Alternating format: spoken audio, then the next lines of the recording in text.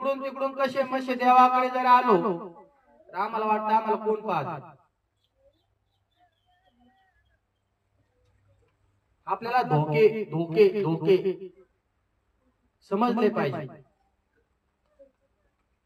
येशू मसीह की या वचनामध्ये तुम्हाला आणि मला बघायला मिळतं की ख्रिस्ताने तुम्हाला आणि मला नियमशास्त्रातून मुक्त केलेला आहे.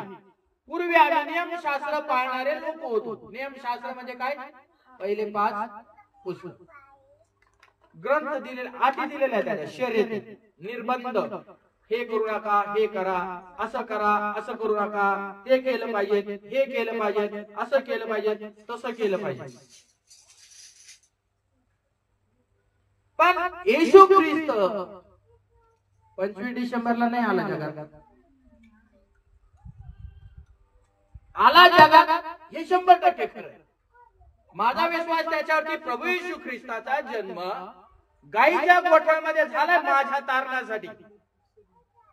पण ही तारीख फिक्स नाही की तो 25 डिसेंबरला माझ्यासाठी आला. त्याला जगात येण्याचं एकमेव कारण हे होतं की मानवजात नियमशास्त्राच्या बंधनामध्ये आहे आणि त्या काळात असलेल्या जशास तसे उत्तर त्यांना द्यावा लागत होते. त्याचा पाय मोडला तर आपण त्याच्या घरातला जाऊन पाय मोडायचा, हे जशास तसं आहे. त्याचा दात पाडला ना, तू त्याच्या घरातल्या लोकांचा जाऊन दात पाड.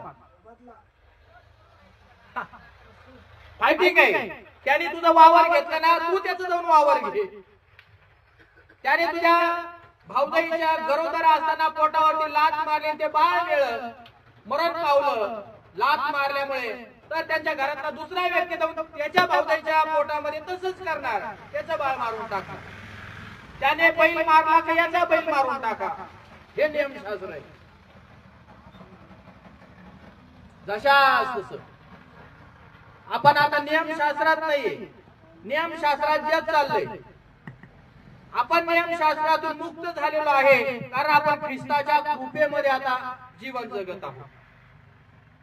ख्रिस्त येशू या जगामध्ये या दिवसांमध्ये तुमच्या आणि माझ्या संग हेच बोलत आहे आणि त्याचं बोलणं हेच आहे की तुम्ही आता बंधनातून, नियमशास्त्रातून, गुलामगिरीतून तुम्ही आजाद झालेले आहात, स्वतंत्र झालेले आहात.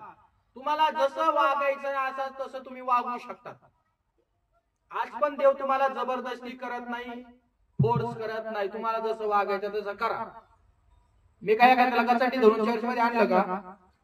आता हे मीडियामध्ये दाखवलं, याचा जात बदललं, याचा धर्म बदलला.